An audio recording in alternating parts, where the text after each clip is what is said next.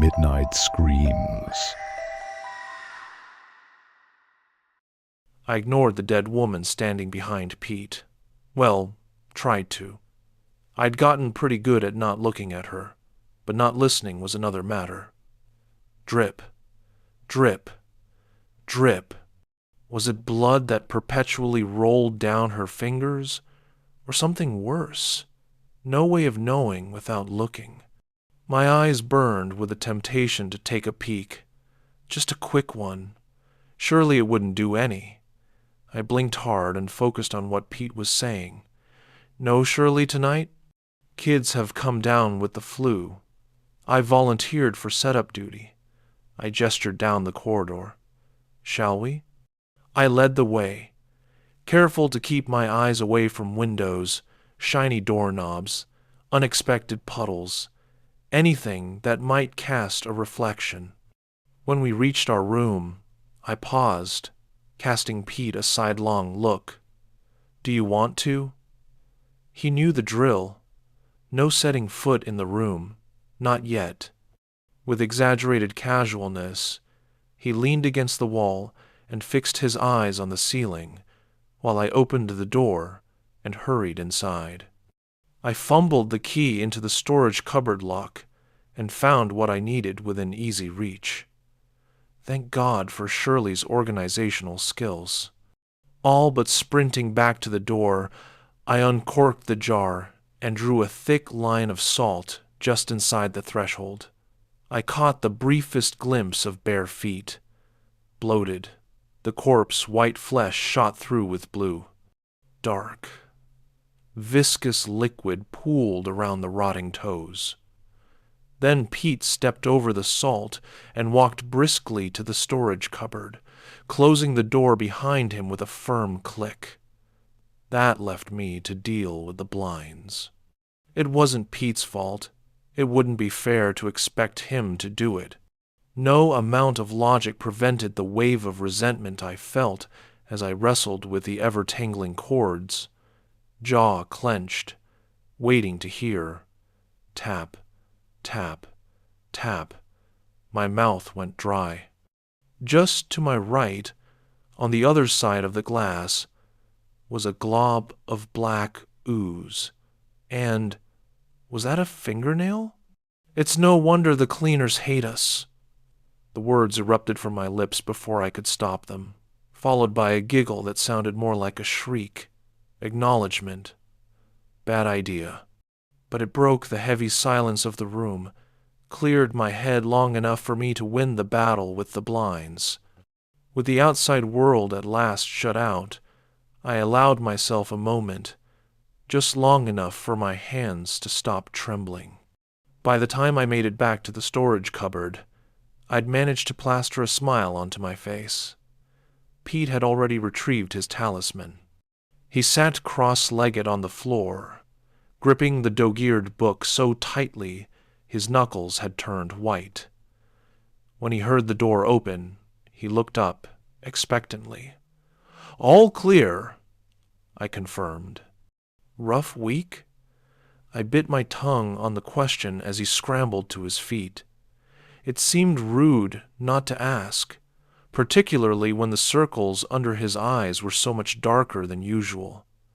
But now was not the time. Our first and most important rule made that clear. We dragged the chairs out in silence and set them in a circle in the middle of a room. Pete retrieved 5 thick white candles, one for each of us, and positioned them next to the chairs, while I retrieved the box of talismans. At the bottom was a jumble of metal tokens, symbols of a dozen different faiths.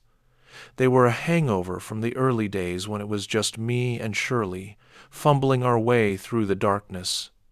None of our eventual regulars turned out to be particularly religious, not even Stephen, our former man of the cloth. We all preferred something a little more personal, a teddy bear, worn nearly threadbare, a near-full bottle of whiskey, a dog's rubber bone, imprinted with the tooth marks of its former owner. I dug out mine, a key ring bearing a photo of a seaside town, and pocketed it. The cat tree was too cumbersome for either of us to manage alone, so we wrestled that into position together before parting again to finish up. Pete conducted a thorough search of the room, rifling through every drawer and dropping to his knees to crawl beneath tables. We weren't the only ones to use this room. A compact mirror misplaced by the Knitting for Anxiety group could prove disastrous. While he did his rounds, I set out the laminated rule cards. By now, I knew them by heart, but I scanned through them nonetheless, as Shirley often told us. Taking a couple of minutes to refresh our memories could save us a lifetime of suffering. Discussion must not begin until all protective measures are in place. Any members with followers must not enter the room until the salt line has been drawn. Cover any reflective surfaces. Once the candles are lit, no one can leave until they have burned out. Don't be a dick. Everyone's stories are valid, even if they don't match your own. Listen when someone is talking. You'll have your own turn to speak. Keep an eye on Ed. Daphne breezed in just as we finished, wearing her favorite fluffy pink jumper and carrying an enormous tin of biscuits. She gave Pete an assessing look before thrusting the tin into his arms. "You're looking too thin. Eat," she ordered. She gave me a quick hug before scooping the teddy bear out of the talisman box, holding it in her lap as she plopped into one of the seats. Mary came next, scowling and sporting a livid black eye. Daphne made a little squeak of dismay. "You poor love. What hap?" She caught herself, clapping a hand over her mouth and staring wide-eyed around the rest of us. "Don't worry," Mary reassured her. "The fist that did this was human." "Who'd be daft enough to take a swing at you?" I asked, incredulous. Short she might be, but when Mary wasn't running the pub, she was pitching in at her brother's farm. Between hauling barrels and bales, her arms might as well have been made of steel. Punter who'd had a few too many. She plucked the dog toy from the box, clenching her fist around it. The squeaker had long since died, but it emitted a sad puff of air. "He's barred now." "Just barred?" I raised my eyebrows. The corners of her lips twitched, maybe a bit bruised too. Stephen arrived last, a few minutes after our designated start time. Sorry, he panted as he wrestled the yowling carrier through the door. He did not want to cooperate tonight. He placed the carrier on the floor with a thud, opened the door, and beat a hasty retreat. Ed stalked out, tail twitching in irritation. He turned his baleful green eyes on Stephen, who held up his hands in surrender. "Don't be a sourpuss," Daphne cooed. "Poor old Stevie had to get you here somehow." All around the room, hands reached into pockets. They produced little chunks of cheese, cat biscuits, leftover scraps of chicken. Ed accepted our offerings like a king receiving gifts from his subjects. Mollified, he allowed us to pet him for a minute before sauntering to the cat tree and cleaning the sleek black fur our filthy human hands had sullied. "Right," I said, looking around the group. "I think we're ready. Shall we make a start?" My stomach churned with the usual mixture of anticipation and dread. I knew the others felt the same, but they moved to take their places nonetheless, Stephen grabbing the bottle of whiskey as he went. "Okay, guys," I said, trying to ignore the feeling of wrongness as I took Shirley's usual seat. It didn't matter how many times I filled in for her. I'd never get used to it. "If you need to go to the loo, make a cup of tea, whatever. Now's the time. Once we light the candles, there's no getting up until they burn out." No one moved, of course. They knew to come prepared. "Pete, do you mind?" He pulled a lighter from his jacket, lit his candle, and passed it to Mary. It did a full loop of the circle until it reached me. "We're safe in the circle," I said as I lit my candle. Not just from the things that haunt us, but from each other. Remember, there's no judgment here. Listen, be kind to one another. Now, who would like to start? I glanced towards Pete, but he gave a tiny shake of his head, pressing his lips together tightly. Not ready yet. No matter. I turned instead to Stephen, who cleared his throat. I'll go, I suppose. He turned the bottle over in his hands. Danielle emailed me a few days ago. Danielle, Alfie's mum? Daphne ventured softly. The very same. She always gets in touch this time of year. Lets me know how he's getting on. History's his favorite subject. He'll be studying it at uni in a couple of years. Thanks to you, said Mary. You gave him that chance. Pete, thumbing the edges of his book, added, You gave a lot of people chances. Stephen nodded. It's nice to hear about it, the life he might otherwise not have had. Nice to be reminded it's been another year since I chucked this in. He glanced down at the bottle, his grip tightening around its neck. But it's also a reminder that I'm not myself anymore. That I never will be again.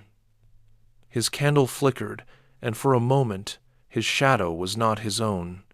It loomed on the wall, behind him, its fingers growing, sharpening to points. The air grew heavy around us. Breathing was no longer an unthinking, natural process. It required conscious, painstaking effort. Behind me, on the cat tree, Ed let out a low growl. I glanced at the others in turn. Mary stared straight at Stephen, jaw clenched tight. Daphne held her teddy bear close to her chest. The circles under Pete's eyes looked darker than ever. Twisting a little in my chair, slowly, forcing myself to act as though I hadn't a care in the world, I looked over at Ed. He stared unblinking at the wall behind Stephen, tail snapping from side to side. Perhaps, Stephen's voice emerged a deep rasp. We should move on to someone else. Good idea.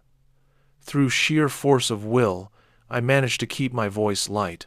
Sounds like you need a strepsil, mate, Mary snorted. Daphne looked at her like she'd lost her mind, then let out her own small giggle. Even Pete managed to smile. The oppressive feeling vanished as quickly as it had come. Ed resumed licking his paws. My turn, said Mary, drumming the rubber bone against her knee. The little git has been causing hell all week, he. Before we could find out exactly what the little git had done, the door swung open. A bespectacled young man smiled in at us from the corridor. Is this the Stop Smoking group? They're in here tomorrow, I said. We're something else.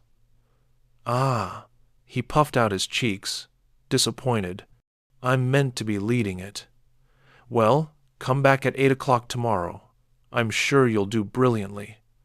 I don't suppose I could sit in on your session? I've never done one of these things before. I could do with some experience. Bad idea, said Mary abruptly. We're a private group, I explained. You won't even know I'm here, I promise.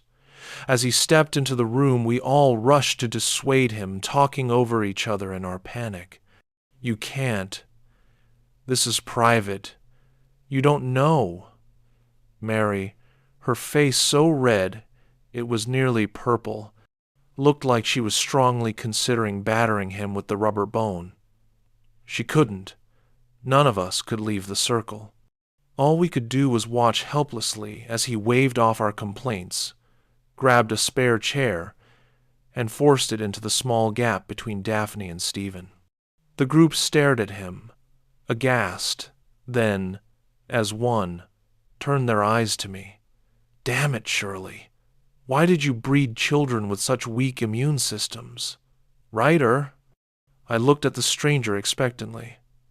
Martin, he supplied. You're here now, Martin. For better or worse, we have strict rules, and we expect you to follow them. Of course, I wouldn't dream of disrespecting your group. I bit my tongue down on the comment that barging in uninvited had done just that, and instead said, "The most important one is you're now here until the end of the session. No getting up to go to the loo, no smoke breaks." "No fear there," he cut in, beaming at me. I smiled weakly back at. "Secondly, we respect each other here. You might hear things that sound strange to you. It's not your place to interrupt or invalidate anyone's experience. I understand how important respect is," he said sincerely. Then, with just the faintest tone of pompousness creeping into his voice, "I'm a trained counselor, you know. Is the ink still wet on your certificate?" Mary snapped. "Mary," I said quietly, less a caution, more a plea. She shot Martin a burning look that suggested she would be having words with him in the car park later, but said nothing further. "Would you like me to start?" Daphne asked. I felt a rush of affection for her. She was fiddling with the bear's ears, clearly uncomfortable, but she was still trying. "That would be lovely, Daphne." She took a deep, steadying breath. "It's been hard since the nights started getting longer. Winter's always the worst. You know I've got lots of other little berries at home." She picked the bear up by his paws, made him dance a little jig in her lap. "They help. But when I wake up and see it standing there at the bottom of my bed..." She shivered. And when she spoke next, her voice was little more than a whisper. "It's those eyes. Sewn shut, but it still stares at me." "Do you all have sleep disorders?" Martin butted in. "No," I said shortly. "And please don't interrupt." "Sorry, Daphne. Please carry on." "You hear stories about stuff like this," she resumed haltingly. "People seeing terrors in the night. They always seem to be there one moment, gone the next. You all know it doesn't work that way for me. Once it turns up, it's there until sunrise, following me around the house, always watching. It was a bit more bearable when I still had Graham. He used to sit up and watch films with me, hold my hand on the sofa. Her eyes were sparkling now. In the early days, anyway. By the end, I saw Mary's hands tighten around the bone. I knew how she felt.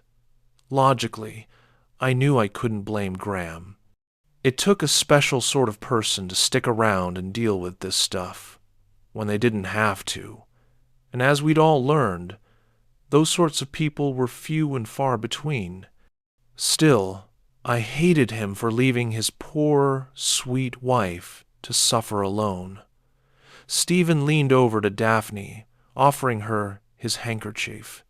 She took it with a grateful smile and dabbed her eyes.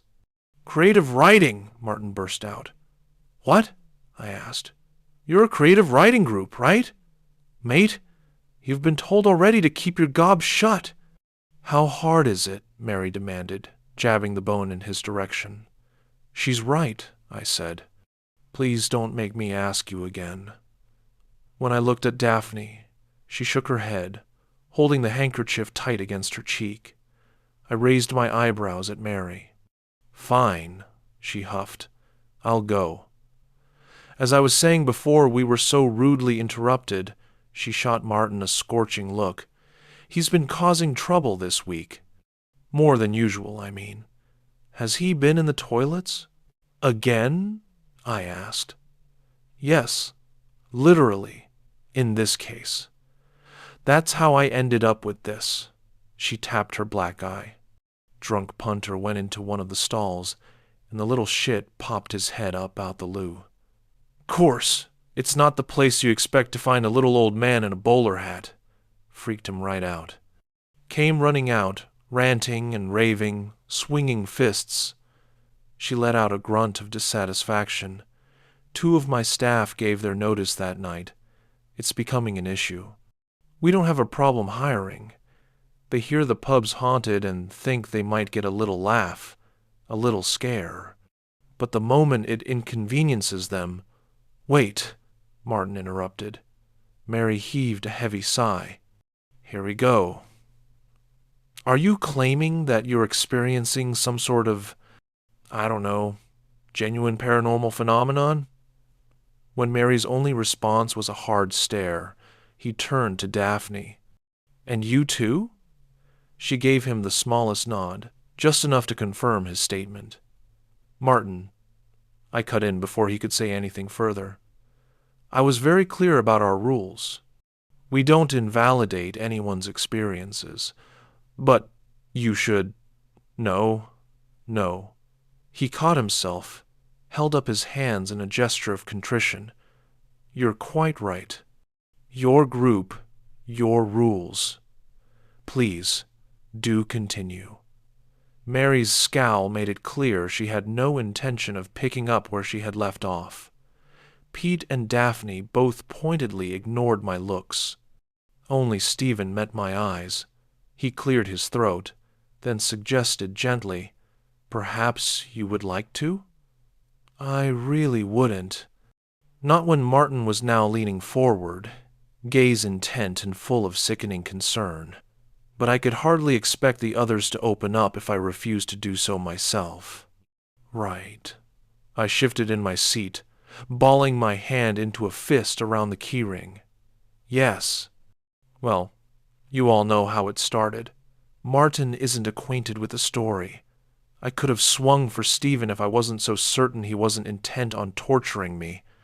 The rest of us were content to keep our experiences within the confines of our small circle, but he still had a streak of the preacher about him, and it was focused on warning the general public about the dangers we were intimately acquainted with, even if they branded him as crazy for his struggles. If you wouldn't mind? Not at all. The sentiment wasn't entirely convincing through gritted teeth, but it was the best I could manage. When I was a kid, we used to go to the seaside on holiday. I forced my fingers to unfurl and held up the key ring. Here, to be precise. Martin squinted at the key ring, his smile coming too quickly. It looks lovely. It was a bit of a shithole. The smell of greasy chips drifted back to me across the years. I remembered the sky that always seemed to be slate gray, even in summer, and the cold bite of seawater on my thighs. I could feel the musty arcade carpet beneath my cheek, Dad's arms wrapping around me and hauling me against his chest after I dozed off. Somewhere behind him, Mum and Becca bickered about her dress sense, or how her headphones seemed to be glued on, or whatever other piece of teenage rebellion my sister had engaged in to do my mum's head in. I grinned in spite of myself. But it had its good points. Arcades, fish and chips by the sea, that sort of thing. We went every year until we lost my dad. Mum couldn't face it after that. The year after he died, she took us somewhere else instead. Some broken-down old cottage in the middle of nowhere. That must have been very difficult, said Martin somberly. The disruption and routine after— Shh, Mary hissed. Ignoring the interruption, I pressed on. There wasn't much to do there unless you liked looking at trees or playing board games with missing pieces. Mum spent a loft time sleeping. That left me and Becca, my sister, to entertain ourselves. Becca was going through a phase, as my mum said. That was putting it lightly. Their arguments could rage on for hours, always ending with Becca slamming her bedroom door so hard that the trinkets on my shelves rattled. They were constantly at each other's throats. She'd even started butting heads with Dad before he died, but she always had time for me. I was 11 on that last holiday, and Becca 16. My friends' older siblings wanted nothing to do with them. They were too old, too cool, to be seen in the company of children. Not Becca. She still helped me with my homework and threatened to slap the shit out of any kids that gave me trouble. I was a little in awe of her, so when she told me there was a way to see Dad again and ask for my help, I agreed. We went to bed that night and waited until we heard Mum snoring. The mixture of excitement and stomach-freezing terror slammed into me, as strong now as it had been more than 20 years ago when I huddled beneath my blanket, waiting for the quiet creak of my door and Becca's summoning whisper. I followed Becca into the woods, and then... What? My memories of that night were fragmented, like a photo album someone had taken a pair of scissors to. I scrunched my eyes shut, pressing my knuckles hard against them as I tried to remember. There was an old book, thick, bound in leather. God knows where she got it, stole it, knowing Becca. It wasn't in English. I remember that much because she read out loud from it. I flexed the index finger of my left hand, staring down at the thin white scar that ran its length. Becca's hand had been gentle as it held mine. "Sorry, little 'un," she'd whispered as she raised the knife. "I only need a few drops." She took my blood. Flames danced behind my eyes, dripped it into a fire. When she called out, something answered her. Red eyes piercing the darkness, a growl so deep it reverberated in my bones. But it wasn't Dad. She told me to run. I remembered branches whipping against my cheeks, my chest burning as my lungs desperately tried to squeeze in air. I did. I didn't realize I was crying until someone pressed a handkerchief into my hand. I took it without looking up. Meeting any of their eyes was more than I could bear. The shame was too deep. "You did the right thing," said Mary firmly. "If you hadn't listened to her, you would have been taken too." "Taken?" asked Martin. Daphne spared me from having to answer. Becca vanished that night. Their mom called the police. They searched the woods. Nothing. "You believe someone kidnapped her?" "Something took her," Mary answered in a tone that brooked no argument. Martin was either oblivious to the warning or chose to ignore it. "I mean no disrespect to your sister, but it sounds like she was troubled, arguing with your mum, grieving for your dad. Couldn't she have run away?" "You seem to be under a misapprehension," said Stephen. "Namely, that this was an isolated incident. It wasn't. We have all caught glimpses of this beast. For the 1,000th time, I sent up a silent prayer of thanks for my friends. The first time it had returned, 1 year to the day after the night Becca led me into the woods, I was alone. I lay frozen in bed as its red eyes pierced me through the darkness, quaking each time it let out another growl. Staring into its terrible eyes nearly cost me my sanity, but I didn't dare look away, barely dared to blink, certain it would pounce if I gave it an opening. I'd weathered the next few anniversaries in my mum's bed, clinging to her arm as she slept the deep sleep of the medicated. When I left home, I took to spending those nights in churches. Finally, I found a group of friends willing to sit in vigil with me.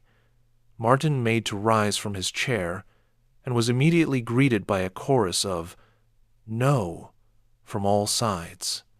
Blanching, he dropped back down. Instead, he sought my eyes, his gaze full of sympathy.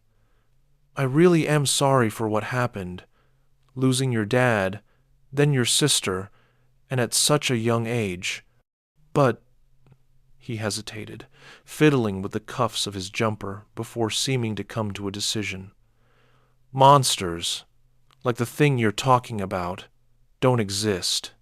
You know that, right?" I took a deep breath and did my very best to keep my tone level as I replied. "How do you explain it then?" "Grief, trauma. They can do strange things to a person. And the fact that we have all seen it too? Asked Stephen. Martin swiveled in his seat to face him. Group delusions and hallucinations are documented phenomena, particularly in tight-knit groups that share a belief system. Mary scoffed, opened her mouth to retort, but before she could, tap, tap, tap. We all froze, except for Martin. I was vaguely aware that he was still laying out theories, building up steam. But my focus was entirely on the tapping coming from the other side of the window. I knew better than to look, but I couldn't help but listen. The others, the members, had paled. Pete's face had little more color than a cadaver. Across the room, a deep rumble was building in Ed's throat. What do I do? Shirley would know, damn it. I looked from face to face and saw my own panic reflected there. Stephen rescued us. Young man, I appreciate you've heard things that are contrary to your world view. There was an undeniable tremor to his voice, but he pressed on. It's difficult. I understand that. It does not excuse your unconscionable rudeness. We ask only for respect. You have failed to give that to us. I don't mean any disrespect. Martin pressed an earnest hand to his heart. But there's no such things as ghosts and goblins and things that go bump in the night. Such beliefs stem from illness. Tap. Ed began to growl properly now, a low, guttural sound that rose up to fill the gaps in the room. Mary opened her mouth, but Stephen held up a finger to forestall her. In some cases, that's true. Not in others. Certainly not in ours. There's medication that can help you, Martin insisted. Therapies. This is our therapy, Stephen said coldly. It's not. It's a shared delusion. It's only going to make you worse. You need tap. Martin whipped his head towards the shuttered window. Do you hear that? No, said Stephen. But we've heard quite enough out of you. Tap. There it is again.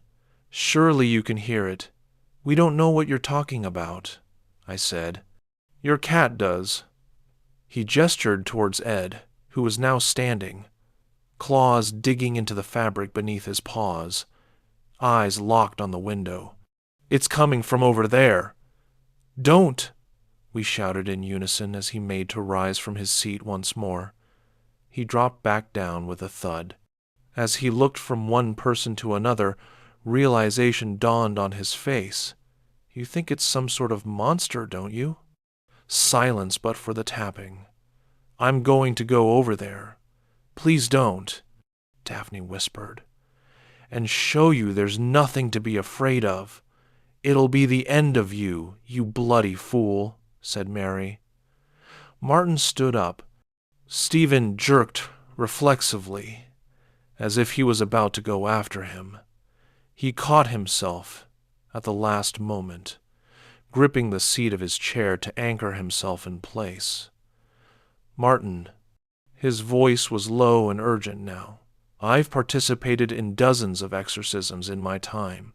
I've seen things that have stretched my belief to the point of breaking. Everything I've seen, all my experience, tells me one thing.